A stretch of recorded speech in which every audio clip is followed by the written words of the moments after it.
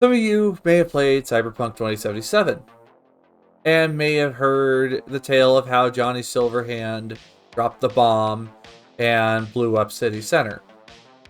Well, as we all know, actions have consequences.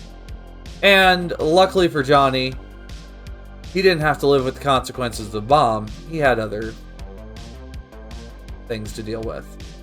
Now, given the tale of Johnny dropping the bomb is one of many tales of what happened. But who cares? What we're worried about in the year 2045, which is, of course, the year that Cyberpunk Red takes place. The latest TTRPG from our Talsorian Games' Dark Future collection. You are trying to survive in the wake of the absolute mess that is Time of the Red.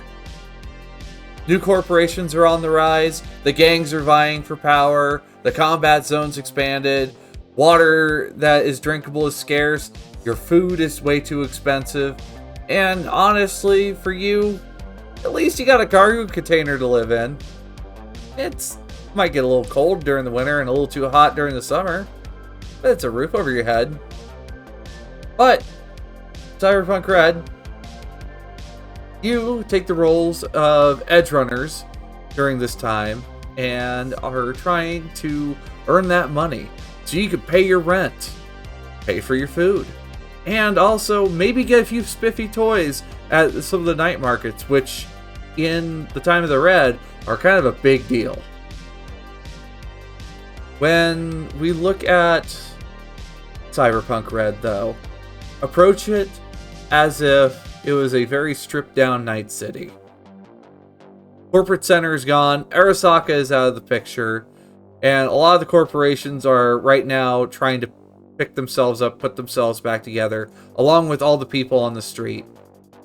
The NCPD is struggling to serve the public, and, well, it's every man for themselves. So you, in this leveled playing field, have a chance to carve a name out for yourself.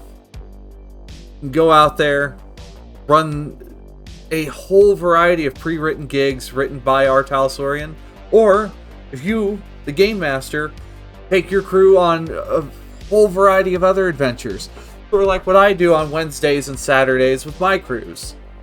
So, how about it? Would you be interested in taking a look at the Time of the Red? If so, stick around.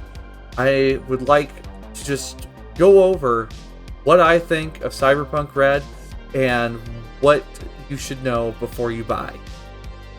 So, Cyberpunk Red, I do have a little bit of a bias because it is probably, for me, my number one game. Like, this is the game that I will always come back to. But I do want to promise you that I will be very fair about how I judge this game. So when it comes to lore, which I'll just put it there, there is a lot of lore that covers what happened actually during the time of the bomb. So you actually get to experience Johnny Silverhand's little memories and also other stories in this book, which already for me, that was a big thing, that we had a lot of world building in the book. They talk about who are the major points of power, who has, the most influence, who's the biggest mover and shaker in Night City. And that already alone really sunk me into the game a little bit more.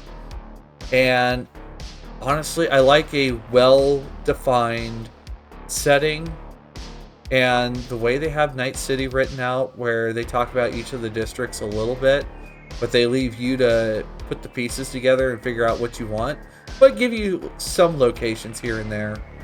It really, really does help. Already out the gate, you have a nice defined setting, or you can make your own setting if you want.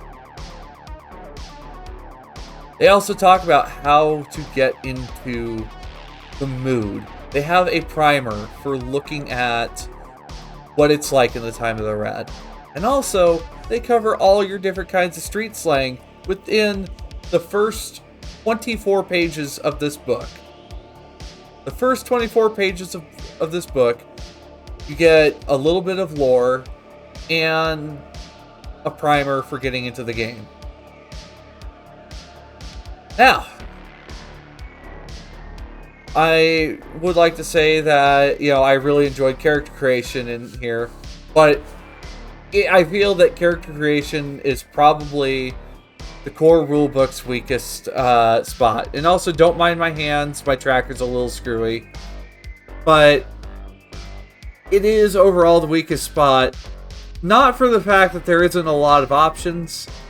It's just the layout of the book for when you're creating a character. They have a nice map that shows you where all the different parts and pieces are.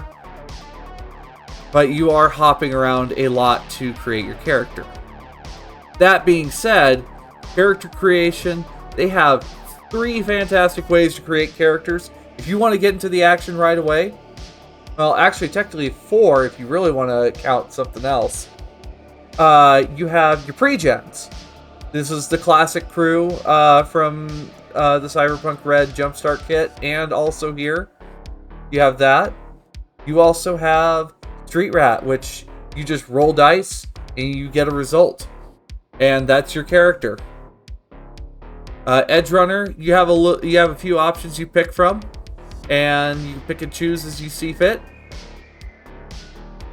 And finally, you have Complete Package, which every little detail about your Edge Runner, your punk, is right down to your fingertips. I love the Complete Package, but it did take some time to learn about it. So hopefully maybe in a future printing, or honestly, if there's like a character creation guidebook that's made, I think that'd be fantastic. See, that might be a good idea. Maybe I might need to make one of those. Anyway, you have the way you do stats. It's the point buy system. Now, I know the point buy system, for some of you guys who might be coming over from Dungeons & Dragons 5th edition, it's not your favorite thing.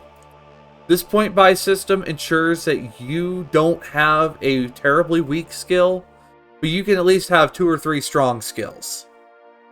And I like it. And then for your skills, they have some mandatory skills that they already assigned some of your pool of skill points to. But you have a lot of skill points to make that character to your specifications. You could have 2 solos in a party, and one might specialize in shotguns and rifles, and the other one might specialize in getting up in people's business with pure martial arts and breaking some bones. Take that into consideration. And also, the absolutely huge selection of gear allows you to personalize your Edge Runner to fit your needs. Maybe you want to have a heavily armored hard hitter. Sure, they might be a little slow, but they aren't going to get hurt too often. Or you could have someone wearing, some lighter armor, fast moving, right? Quick with a sword and quick on their feet. That's always an option as well, being the street samurai. And also, there's plenty of little bits and bobs of custom gear to make your adventures easier out there. From tents, to lockpicks, to food, to also just flashlights, glow sticks, even computers. Just all on there. And it follows a map that jumps you around the book from one point to another. But after you've done a character or two, it's very, very easy to catch on. I can make a character without even having to refer to the book. Except for, looking at prices. But I'm also one of those nerds that I know the price of a lot of different items. Yeah, I kind of know life Cyberpunk Red reading. And also, of course, cyberware. The one thing that really makes Mike Pondsmith's Cyberpunk setting really stick out is how much cyberware is in here. from Cyber Eyes, to Cyber Audio Suites, to Cyber Arms, and it sounds like in the latest interface book, we're going to be getting full body conversions. Currently, today's date is January 18th.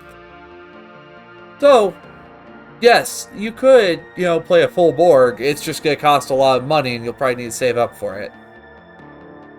And also, they talk about the dangers of cyberpsychosis. You can and will go cyberpsycho in this game if you push the edge way too hard on your cyberware.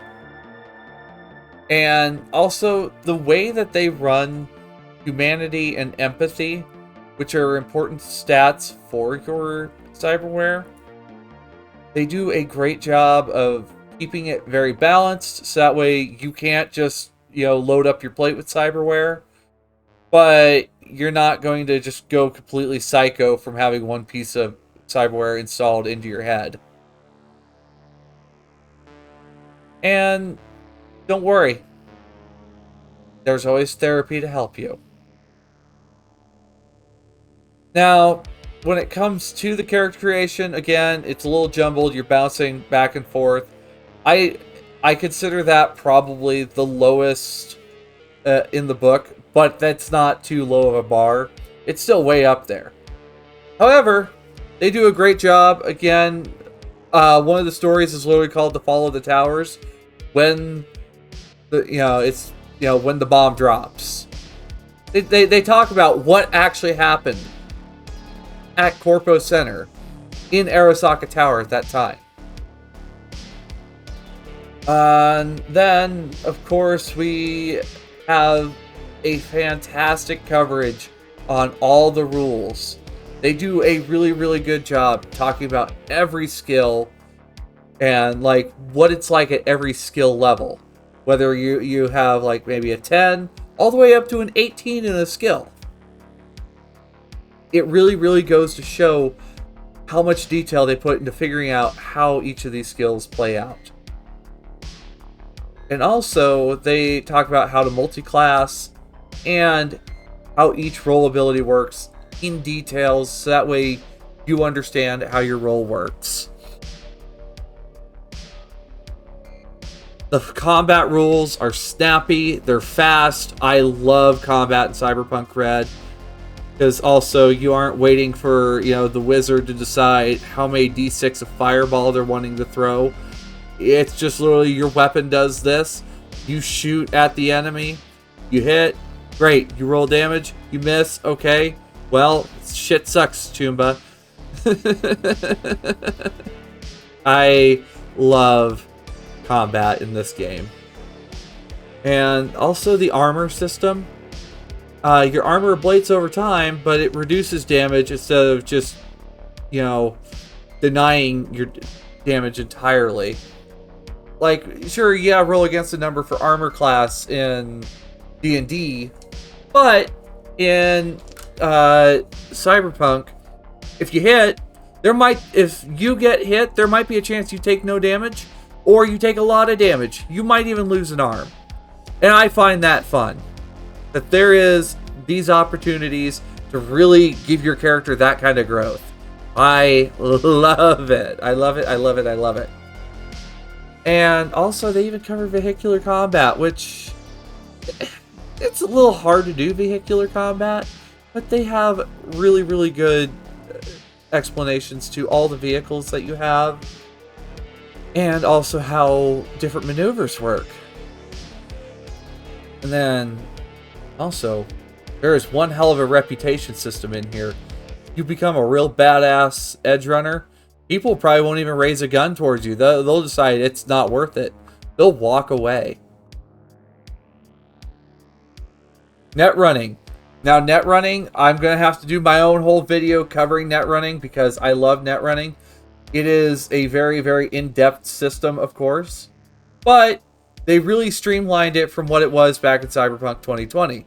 So for any 2020 veterans, don't worry. Cyberpunk Red has become much more Netrunner friendly. And also, you get all sorts of cool gadgets and doodads for when you go out and do net running. And I've had so much fun with it. Because for those of you guys who might be wondering, Diamond, like me, like I am actually like based on a TTRPG character that was played in this system. And of course, Netrunner. Love Netrunner. And they even cover how medicine works. And you could even have Trauma Team come to your aid. They talk about street drugs. They talk about how to do therapy. And the fact that they cover a lot of these details makes it so good when you are trying to figure out how you're going to play your character, if you can play fast and loose, or if you gotta be careful. And kind of like right in the middle of the book, after you do all the rules, because they have like your primer, they have your character creation, how combat and net running and other rules work there. And then finally, you kind of get into the world building some more. They talk about, you know, what the dark future looks like, what this timeline is, what was the Fourth Corporate War. And then we have, of course, you know, the Time of the Red. They talk about what happened and how we got where we did.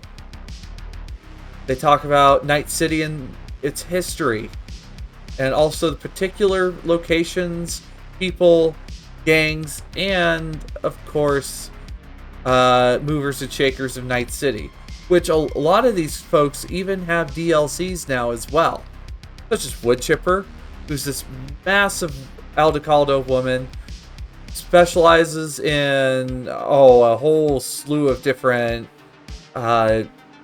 actually, you know what, let me grab her description right now, because that comes out, because she has a biography put in a different book for this. But she's an absolutely large, peace-loving nomad from the Aldecaldo clan, back when the Aldecaldos were big and they were kings and queens. Okay, hand tracking. Let's chill out. It's not that hard. Just, you know, track properly. But like, let's see what we got with Woodchipper. And she's, you know, handling stuff from being a private investigator to an extra legal judge, and even a marriage counselor. She does it all. You got folks like Three Piece and Brain who have moved the Short Circuit, which that's still around. The Afterlife is present, and the Forlorn Hope for you 2020 fans. We also have lovely new fixers and gangs known as the Andersons, led by Molly Anderson. And it's just Artal breathed so much life into a city that was dying, and I love how full of life Night City is, despite how awful of a place the Time of the Red has made it. They even talk about everyday life. They literally talk about how you get your food, your basics, how you stay in touch and get the news, and also how you make money, how much jobs are worth, and where you get your stuff, and how night markets even work. Which, of course, you know, one night only events where you go out there, you go buy some possibly illegal things. Probably won't say they're legal, but it might be outside the letter of the law. Who knows? What do you mean you can't have your machine gun? It's for medicinal purposes. And also, for the GMs, there's a whole section dedicated to how you run Cyberpunk, how you can write, you know, good beats for your story, and also, you know, even just having some basic mooks and grunts that you can, you know, designate as, you know, different factions from time to time, depending on what you need. And also, they have a lot of pre-written adventures to help you get into the mood of Cyberpunk Red. And also a story called Black Dog, which I would highly recommend everyone read. Now with Cyberpunk, I have played it for about, oh gosh, we're going on 4 years now. And I have had so much fun playing in the Time of the Red. Despite how rough of a setting it is, and how deadly it is, because your characters can and will die. Not as quickly as they did in 2020, but death is a very, very big possibility. You will be able to enjoy running your own character, taking off through Night City on your own adventures, and I gotta say, for me, with just how well done they did with the writing on the core rulebook, I rate it at 10 out of 10, but that's also because this is a game that I will come back to again, again, and again. And I would highly suggest you guys give it a try.